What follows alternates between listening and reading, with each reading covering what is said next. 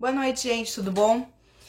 Vamos falar hoje, então, de outra mudança legislativa, continuando a sequência das mudanças legislativas. Não tá na ordem, mas enfim. É um assunto complexo hoje, que envolve competência judiciária, envolve inconstitucionalidade e a consequência, para mim, para o segurado do INSS foi muito danosa, certo? Então, assim, vamos com cautela para todo mundo entender, porque não é só quem faz concurso, só quem estuda ciências jurídicas que tem que entender esse assunto. Todo mundo que é segurado do INSS tem que entender esse assunto. Vamos começar do início. O que acontecia? O artigo 109, parágrafo 3º da Constituição, previa que quando o domicílio do segurado não tinha Justiça Federal, as ações intentadas contra a instituição previdenciária seriam, então, ajuizadas na Justiça Estadual da comarca do segurado, certo? Então, a pessoa ia na cidade dela, não tinha Justiça Federal, ia na Justiça Estadual mesmo requerer seu benefício previdenciário. Essas ações, os recursos eram enviados para onde? Para o TRF. Por quê? Porque é uma competência delegada, a competência certa é da Justiça Federal, mas como não tinha Justiça Federal lá, para não onerar o beneficiário, vai na Justiça Estadual, mas a competência não deixa de ser da Justiça Federal, por isso que os recursos iam para o TRF, Tribunal Regional Federal, claro, cada um da sua região, enfim. Aí, o que aconteceu? Modificou. Esse artigo da Constituição, o artigo 109, parágrafo 3º, foi modificado pela Emenda Constitucional 103 de 2019. Disse o quê? Que a lei vai prever como é que vão ser feitas a competência delegada da Justiça Estadual quando a comarca do beneficiário não for sede da Justiça Federal. E ainda essa emenda constitucional fechou aquele artigo constitucional mais ainda, porque além de dizer que a lei vai prever os casos, antes a Constituição dizia sempre, agora vai dizer a lei vai prever o caso, ainda ele dizia antigamente que tinha outras hipóteses que também a Justiça Estadual seria competente, competência delegada da Justiça Federal, tá, gente? E agora ela não diz mais isso, ela só fala referente às ações contra a instituição de previdência ajuizada pelo beneficiário. Só fala dessas ações e diz que a lei vai prever. E aí, qual é a lei?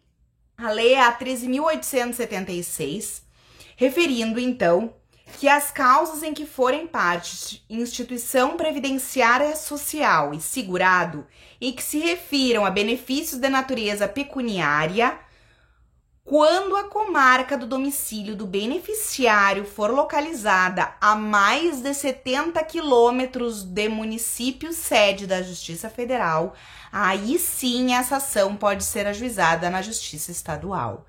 O que aconteceu então? Aqueles beneficiários que residem em uma cidade que não tem Justiça Federal e a Justiça Federal mais próxima está a mais de 70 quilômetros, pode ajuizar na Justiça Estadual. Mas se estiver a menos de 70 quilômetros, 60 quilômetros da cidade do beneficiário tem uma Justiça Federal. Então ele vai ter que ir lá na Justiça Federal. Quem é que vai pagar a passagem do beneficiário? Quem é que vai arcar com esse custo? Isso é muito dispendioso para muitos beneficiários, gente. Muitas cidades não são sede da Justiça Federal. E o que aconteceu aí? Eu falei que tem um problema, expus a modificação e o problema para o segurado. Vamos antes disso. A Constituição previa que sempre ia para a Justiça Estadual, certo? Aí surge uma lei dizendo que as comarcas que não forem sede da Justiça Federal, se tiver uma Justiça Federal perto, até 70 quilômetros, os beneficiários que procurem a Justiça Federal. Essa lei é inconstitucional, porque ela foi contra o que está escrito na Constituição. Depois que veio essa lei, aí veio uma emenda constitucional para legalizar essa lei. Gente, mas a constitucionalidade da lei é vista quando? Quando ela é publicada Aí fica questionamento. Por quê? Porque a lei, apesar dela ter sido publicada dia 20 de setembro de 2019, a emenda constitucional que modificou a Constituição, então, constitucionalizaria essa lei, é de 12 de novembro. É posterior, não poderia. Mas, contudo, entretanto, todavia, a lei só entrou em vigor dia 1º de janeiro de 2019. De 2020, desculpa. 1º de janeiro de 2020. 20 de janeiro de 2020. Então, o que aconteceu?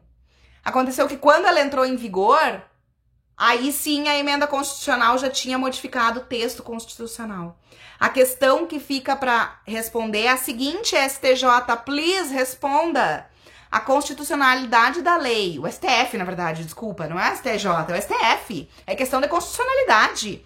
A constitucionalidade da Lei 3.876 é aferida quando da sua publicação ou quando da entrada em vigor? Fica o questionamento.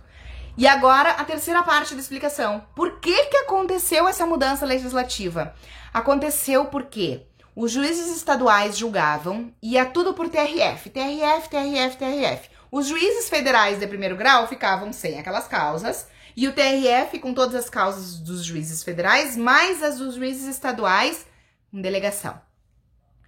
Se o beneficiário foi direto na Justiça Federal, muitas vezes essas causas vão ser da competência do juizado federal.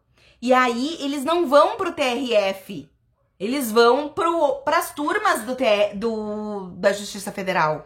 Desonera o TRF. Então o que quis essa lei?